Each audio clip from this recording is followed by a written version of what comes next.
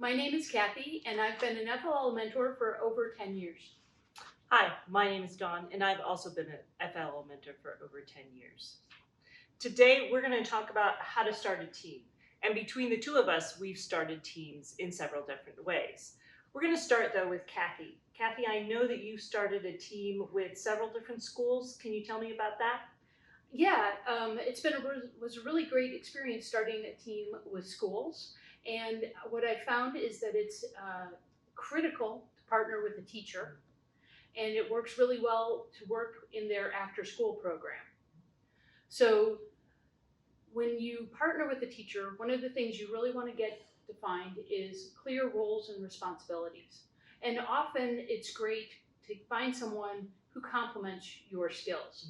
So my background is in engineering and science, and so I'm very comfortable on the technical side.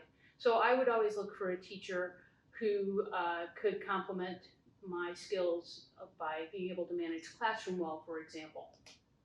And of course, any teacher can do that. Right. So another thing to think about is it doesn't matter what discipline the teacher teaches. They all can participate in helping run an FLLT. For example, an English teacher can be great in helping the students brainstorm a script for, say, an FLL project. Or a science teacher has all sorts of expertise in research, and a history teacher as well. So we can really leverage the skills of the teachers and the community members coming together to make an FLLT. We want to also define who is going to provide the resources for the team. It's important to know whether the school has a budget, or if you need to do fundraising to support the team. And also it's important to set a time scale for the meetings. Are you going to meet once a week or twice a week? Are you going to have a variable schedule based on tournaments? And finally, I'd say that I believe it works the best if you don't expect the teacher to do prep work outside of the meetings. They have enough to do with grading papers and preparing classroom instruction. So I think if you're coming with an idea to help partner and make a robotics team work, that you should be willing to do the planning work to make sure that you know what you're going to do each week, and you have the resources to do things like core values practice projects. Great. So, Dawn, I know that you've had a lot of experience running teams out of a house. So could you tell us about some of your experiences? Sure. So my oldest decided that he wanted to do an FLL team, and there wasn't any. There wasn't any in it that we could find. So what we decided to do was, well, we would start one. Now, we didn't really know what we were doing, so we stepped in, and there were some things that we certainly have learned in those years. I think we did it out of our house for 4 different years. So the first thing is kind of what size of a team I think that you have to decide. And FLL will allow you to have down as low as 4, but we really found that that didn't work as well. We really liked that team size between like 4 and 6 really is where it felt comfortable and the kids could work on a team. The other thing with having it out of a house is, what do? You don't have a table. So for the very first year, we actually got a mat and a kit, and every week when we had our meetings, we moved our kitchen table, we taped the mat down, we put all the models on the kitchen floor, and that's how we used it. Now, by the second year, I'd gotten a little bit smarter, and we had a table made that actually went over our dining room table.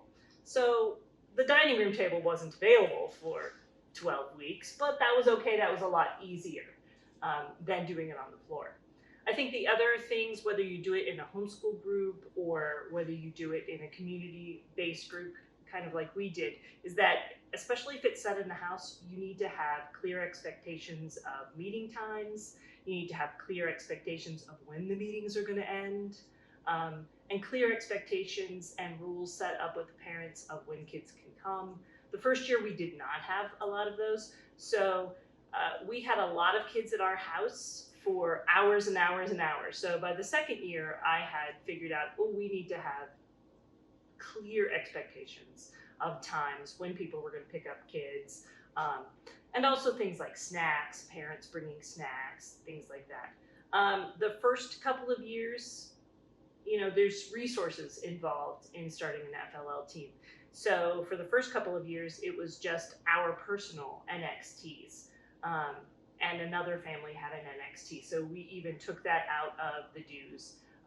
We just used, the robots that we had. And then we split up the fees for the competition and split up the fees for the, registering and all of the things. And then just split that up evenly between the families. So that was an easy thing to do. Sometimes, especially in homeschool groups, and I am a homeschooler, so I get this, homeschool groups and sort of setting up in your home, one of the things that I think we're more tempted to do as parents is be really, really involved, and be very, very hands-on with both the robot and the research. And I think that's something that we really need to step back from and let this be something that the kids do. And I think that that's maybe one of the challenges, especially when it's a home group and parents are very involved.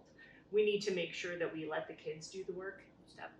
And that's a value of First Lego League for sure, is that the kids do the work, the kids do the learning.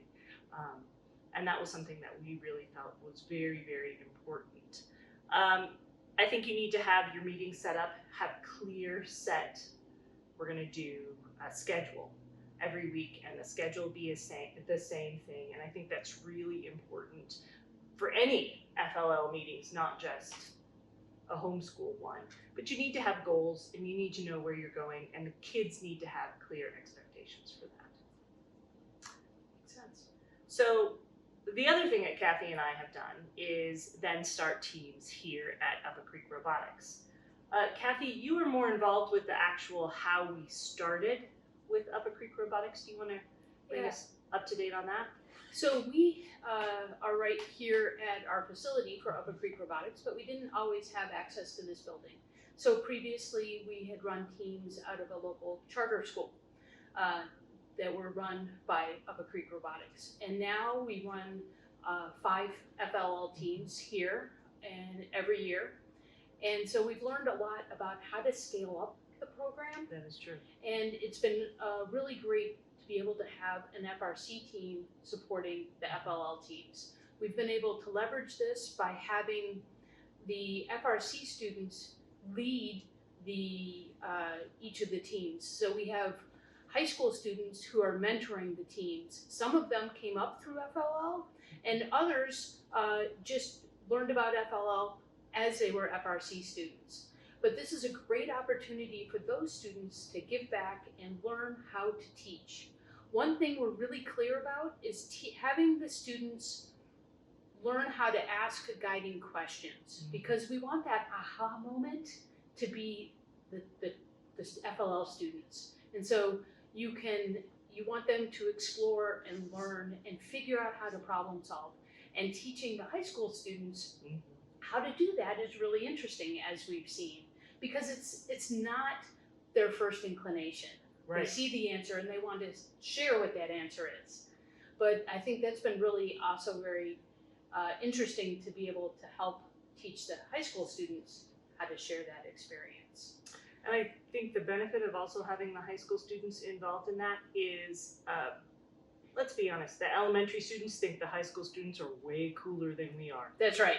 That's right. So they are far more interested in what the high school students have to say than what we have to say. That's right. And also, you and I couldn't manage 5 FLL teams. That is true.